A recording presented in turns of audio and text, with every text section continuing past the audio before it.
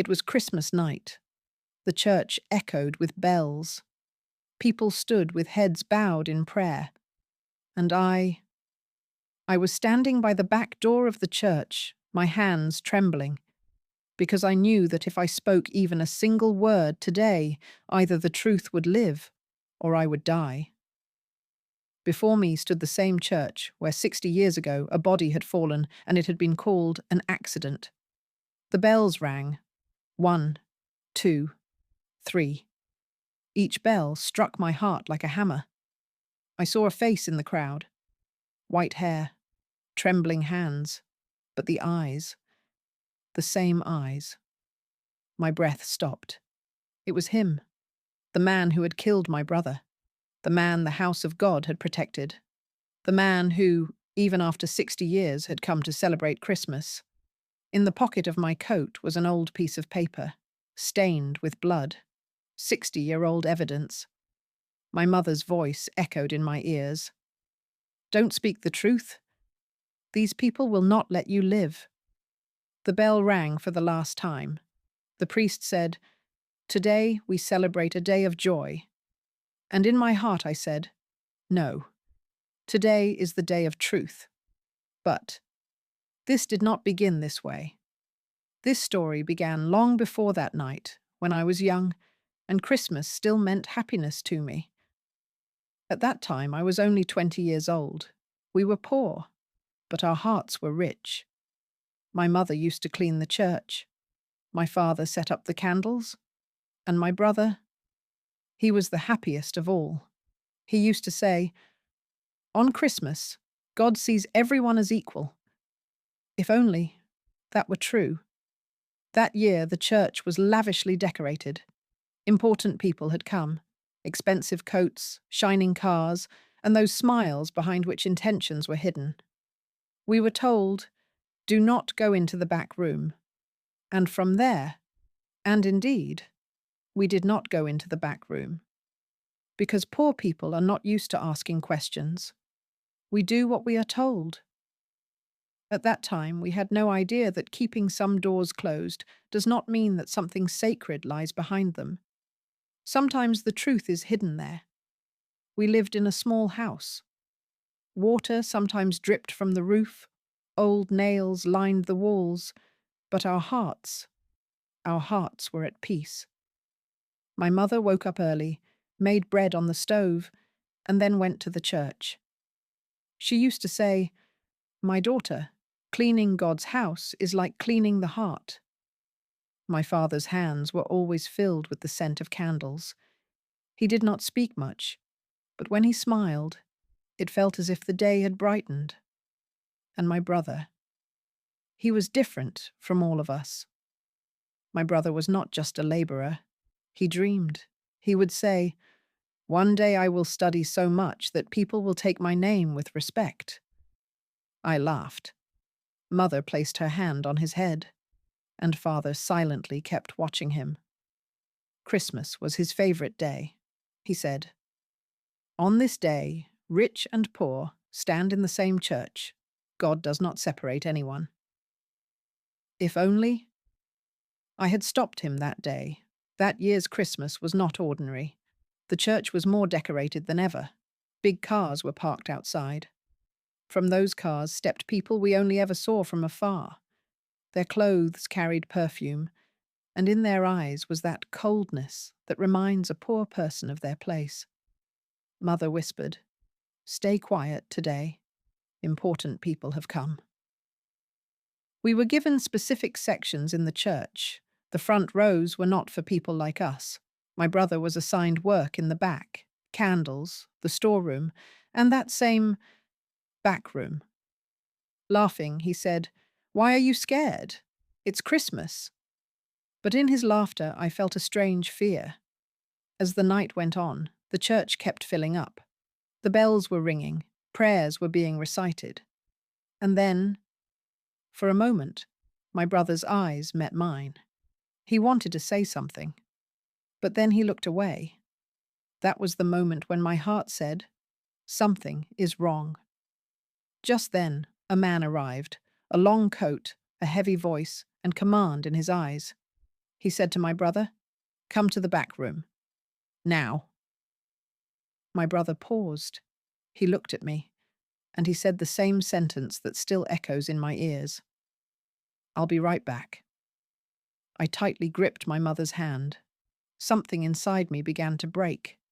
The church bells no longer sounded joyful. They sounded like an announcement of a funeral. And we still did not know that in a few moments our lives would split into two parts. One, with my brother, and one, without my brother. And then, a sound came from the back room. A sound that was neither a prayer nor a scream. It was the sound of someone being silenced. And then, from the back room, a sound came out. It was not a prayer. It was not a shout. It was the sound of a human being being forced into silence. Everyone else kept praying.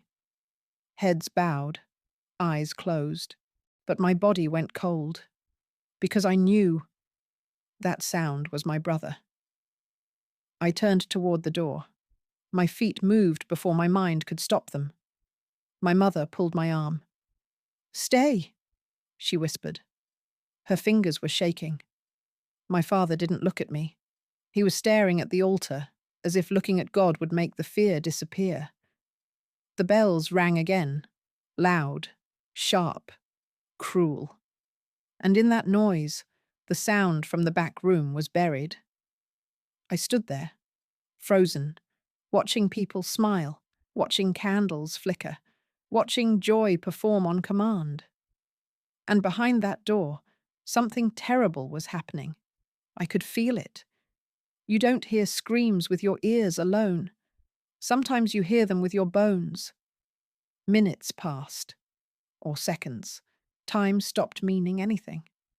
I kept staring at that door. Every time it moved, my heart jumped. But my brother didn't come out. I leaned closer to my mother. "He should be back by now," I said. She didn't answer. Her lips were moving, but she wasn't praying. She was begging.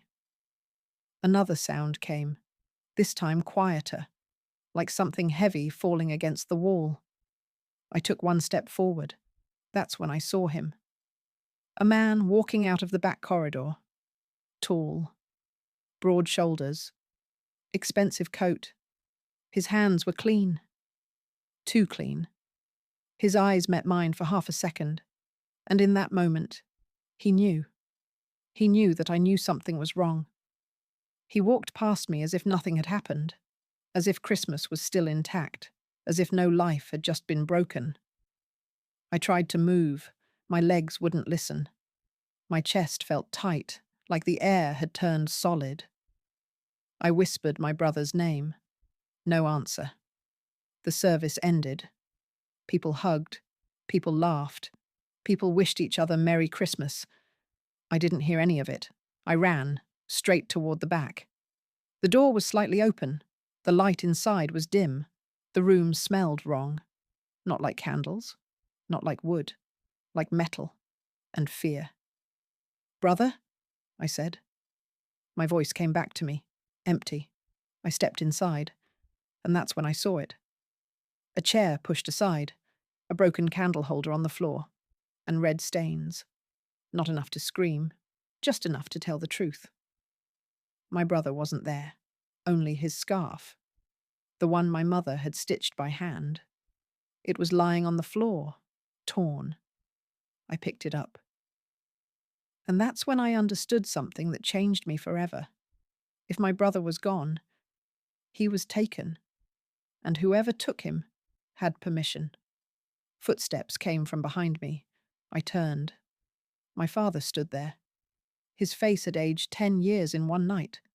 He looked at the room, at the stains, at the scarf in my hand, and he said only one thing: "Do not speak." That's when I knew. This was bigger than us, bigger than truth, bigger than God's house. Outside, snow began to fall, soft, quiet, covering everything, as if the night itself was trying to hide the crime. And my brother? He never came back. Not that night. Not the next morning. Not ever. The next morning, no one came to look for my brother. No one asked questions. No one knocked on doors. Instead, men in uniforms arrived with answers already prepared. The snow was still fresh, untouched, perfect, too perfect. It covered the path behind the church, the same path my brother had walked the night before. One of the men bent down, touched the ground, then stood up and said, "He slipped." That was it. 2 words to erase a life. I watched them from a distance. They didn't search. They didn't measure. They didn't look inside the back room. They already knew what they were going to write. My mother kept asking the same question. "Where is my son?" No one answered her. A man in a dark coat, not a uniform, stepped forward. He spoke softly, like someone delivering a blessing. "There was an unfortunate accident," he said. "We will take care of everything." My mother collapsed. They found my brother's body behind the church wall, positioned, carefully, as if even death had been instructed how to behave. There was blood in the snow, not much, just enough to be dangerous. So they covered it, literally, with snow, with coats, with silence. I tried to speak. A hand pressed against my shoulder, hard. "Be careful," a voice said near my ear. "Grief makes people imagine things." I turned. It was the same man I had seen leave the back corridor the night before. His eyes were calm. That terrified me. The report was written before noon. Cause of death, accidental fall. No witnesses, no struggle, no foul play. I asked about the back room. The officer didn't even look up. "There's nothing there." But I had been there. I had seen the stains. My father signed the paper. His hand was shaking. I whispered, "Why?" He didn't look at me. "They will destroy us," he said, "if we fight this." That was the first time I understood what power looked like. The church bells rang again, not for my brother, for the continuation of peace. The funeral was quick, too quick. People avoided our eyes. They said things like, "God's will. He's in a better place." No one said his name. That night, my mother sat on the floor holding my brother's scarf. She didn't cry. She just rocked back and forth, whispering prayers that sounded more like apologies. I couldn't sleep. Every time I closed my eyes, I saw that door, that man, that scarf. And I realized something terrible. This wasn't over. This was just the beginning. They didn't threaten us. That would have been too obvious. Instead, they came with kindness. The visit happened 3 days after the funeral. Snow still lined the streets, but people had gone back to living. We hadn't. A car we had never seen before stopped outside our house. Clean, black, quiet. 2 men stepped out. One carried a basket, bread, fruit, a bottle of oil, charity. My mother tried to stand. My father stopped her. "I'll handle it," he said.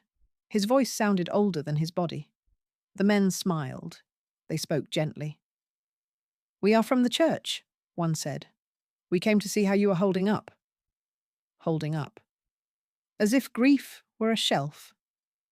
They sat without being invited.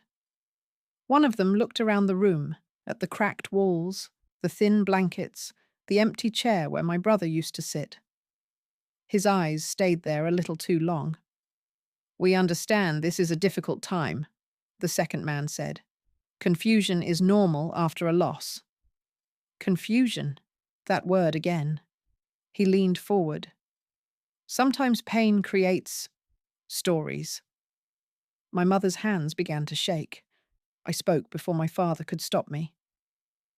There were bloodstains in the back room. Silence, not surprise. Silence.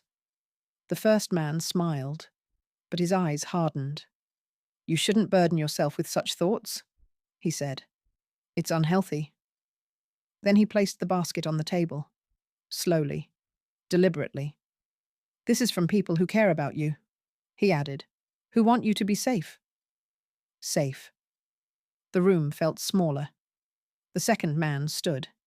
He walked to the door.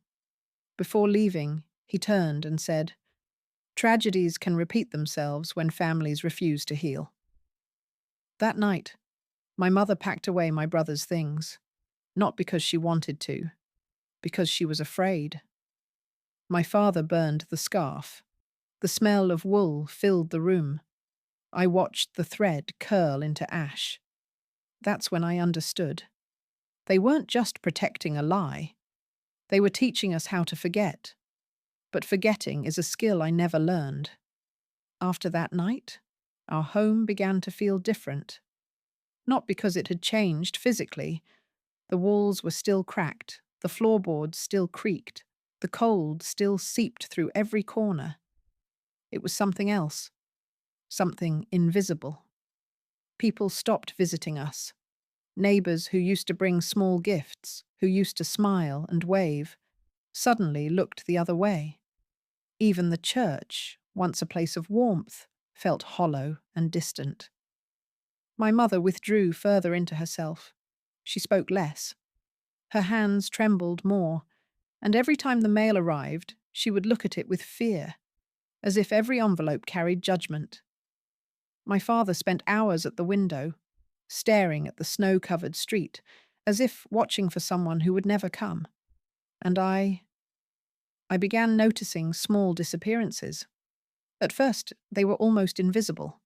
A chair moved, a candle missing, a book shifted from the shelf. But then, the milk would vanish, the bread, the simplest items, and no one else lived in the house. I started leaving notes. Who is taking these? But the notes disappeared too. One night I woke to the sound of footsteps on the stairs. Not the soft, careful footsteps of a child or a visitor, but heavy, deliberate steps that made the floor groan. I froze. I whispered my brother's name. Nothing. The footsteps stopped just outside my door. I could feel the presence there, watching, waiting. I mustered the courage to look through the crack in the door. No one was there, just shadows stretching across the floor. The next morning, an entire cupboard of food had disappeared, and a note had appeared, written in careful, elegant handwriting. Do not remember too much, forget, and survive. I realized then, this was no longer just about my brother. It was about us, our house, our lives, our very existence. Every day, piece by piece, someone, or something, was teaching us how to disappear without leaving a trace. And the most terrifying part? I knew that if we resisted, the lessons would become far more personal. The nights grew worse.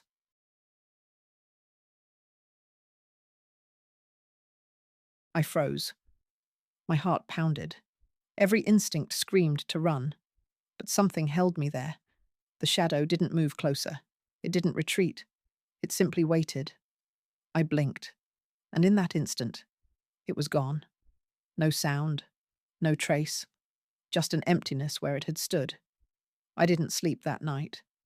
I sat by the window watching the snow fall, watching for movement, and I noticed a pattern. The shadow appeared always after the same hour, always after the bells had stopped ringing. The next day, I told my mother. She shook her head. Don't see it, she whispered. Don't acknowledge it. But how do you ignore a presence that seems to know your every thought? That evening, it returned. I heard the faintest creak in the hallway, a sound that could have been the floor settling. Then I saw it, and this time, it moved. Slowly, deliberately. Step by step, it approached my door. I backed away. My mind raced, my father's warnings, the men's words from the church, my brother's disappearance. Everything collided in that instant. I knew then. This shadow was not just watching, it was judging. I could hear it breathe. Or perhaps I imagined it. It didn't matter. Its presence was enough. Finally, it paused outside my door, and in that pause, I felt my life hang in balance. Then, as silently as it had arrived, it vanished. No trace, no warning note, no sound. I realized something terrifying. The shadow was patient. It didn't need to act immediately. It could wait. It could watch. And it would. Until it knew we were ready, or broken enough to give up. The shadow didn't return for several nights. I began to convince myself that maybe it had been a trick of the mind, a product of grief or fear. But I was wrong. It wasn't until the fourth night that the confrontation began. I was lying in bed, staring at the cracked ceiling, trying to count the minutes until sunrise, when I heard it. A soft knock. 3 knocks. Slow, deliberate. My heart froze. I knew that sound. It wasn't just a knock. It was a message, a warning. I got out of bed quietly, my bare feet on the cold floor. The hallway was dark. The faint glow from the kitchen cast long shadows. And there it was, the shadow again, but this time more defined. I could make out a man, tall, broad, his face hidden beneath a coat hood. I swallowed hard. "What do you want?" I whispered, though the words felt weak. No answer. He raised a hand, slowly, then pointed toward the back room. I froze. I knew what it meant. I didn't want to go. I wanted to scream, to call for my mother or father. But my father had taught me something long ago. Obedience to power is safer than defiance. And yet, my heart screamed otherwise. I stepped forward. The figure didn't move. It only waited, as if testing me. Every step I took made the floorboards groan. Then I reached the door. It was slightly ajar. The darkness inside seemed alive, breathing, waiting. I could feel the history in that room. My brother's last moments, the bloodstains, the lies that covered them. I pushed the door open. And finally, I saw him. Not the shadow. The man. Tall, thin, with eyes that didn't blink. He was calm, unnervingly calm. He smiled. "You've seen too much," he said softly. "Curiosity is dangerous, especially for those who survive." I couldn't move. I couldn't speak. I felt the room shrink around me, every heartbeat echoing like a drum. Then he stepped aside. "You may leave. For now," he said. "But remember this. The world doesn't forgive those who look too closely." And just like that, he vanished. I collapsed against the wall, my chest heaving, my mind racing. I knew something had changed. The terror was no longer just a shadow. It had a face, a voice, a plan. And now, I had seen it. The following nights were unbearable. I couldn't sleep. I couldn't eat. Every shadow seemed to move with intent. And then, the trap came. It was during a small candle-lighting ceremony in the church. I had gone, hoping for some normalcy, but there was nothing normal left in that place. The candles were arranged as always, rows of light illuminating the altar, a warm glow that should have been comforting. But that night, it was sinister. I noticed something strange. A candle at the very back flickered differently. Not from the draught, but as if someone had breathed life into it. I leaned closer. The wax seemed darker, almost red. A faint whisper reached my ears. "You shouldn't be here." I froze. Before I could react, the lights in the church flickered and went out. Darkness swallowed the room. I heard footsteps, slow, measured, closing in from both sides. I tried to move toward the exit, but something grabbed my ankle. I looked down. A cord, thin, barely visible, tied to a pew. It pulled me back. And then a voice, low and calm, from the shadows. You wanted to know. You wanted the truth. Now you must pay attention. I turned toward the voice. A figure emerged. Silence became my shield. I went to the church again, but I kept my head low. I lit candles without looking around. I prayed without listening, and I watched. Patterns began to reveal themselves. The same men always sat in the same rows. The same doors were locked after sunset. The same rooms were off limits, and the back room was never mentioned. People who asked questions didn't stay long. One woman stopped coming to church altogether. They said she moved away. An old man collapsed one morning. They said his heart gave out. Every disappearance had an explanation. Every explanation was clean. At home, the pressure continued. Our food returned. The cupboards were full again. But my mother didn't smile. She knew what it meant. Compliance. My father grew smaller every day. His shoulders curved inward, as if he were trying to disappear before someone else decided to erase him. He spoke only when necessary, and when he did, his words were warnings. Do not write anything down, he said once. Do not tell anyone what you think you saw. Memory is dangerous, but memory was all I had left, so I began hiding it, not in paper, not in words, in habits. I memorized footsteps, the way certain doors creaked, the time the bells rang when something bad followed. I learned who avoided eye contact and who watched too closely. One night, my mother finally spoke the truth, not directly. She said, "Some families are chosen to suffer so others can feel safe." Then she added, without looking at me, "Do not let them choose you again." That was the moment defiance was born. Not loud, not reckless, quiet, careful, patient.